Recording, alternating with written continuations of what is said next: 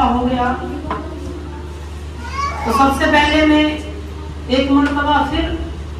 15 اگست کے موضوع پر ایک طالب علم کو دعوت دوں گا کہ وہ اپنا پیغام تمام لوگوں کے سامنے آ کر بیان کریں، جن کا نام نامی اسم گرامی ہے محمد ریحان۔ محمد ریحان سے درخواست ہے کہ وہ ڈائس پر تشریف لائیں، سب کے سامنے اپنا پیغام پہنچائیں۔ السلام علیکم ورحمۃ اللہ وبرکاتہ۔ حامداً و مصلیاً اما بعد،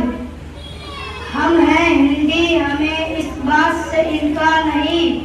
ہم ہیں ہندی، ہمیں اس بات سے انکار نہیں، ہم وطن دوست ہیں، غیروں کے طرفدار نہیں، ہم ہیں منزل کا نشان راہ کی دیوار نہیں، ہم ہیں منزل کا نشان راہ کی دیوار نہیں، اس دیش کے وفادار غدار نہیں۔ میرے بزرگان دین، آج 15 اگست کا دن ہے اور یہ وہ دن ہے جس دن ہندوستان انگریز کی غلامی سے آزاد ہوا، انگریزوں کی بھیڑیوں سے آزاد ہوا، غلامی کے پھندے سے آزاد ہوا، اور اس آزادی کی خاطر ہمارے علماء اکرام نے بڑی بڑی قربانیاں دی ہیں، کیونکہ اس گلستہ کو جب بھی خون کی ضرورت پڑی سب سے پہلے ہی گردن ہماری کٹی۔ پھر بھی کہتے ہیں یہ اہل چمن، پھر بھی کہتے ہیں ہم سے یہ اہل چمن، یہ چمن ہمارا ہے تمہارا نہیں۔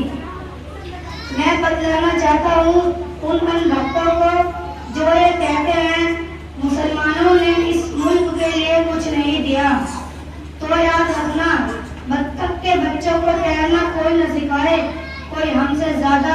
اگر انگریزوں سے لڑا ہے تو وہ میدان میں آئے، کیونکہ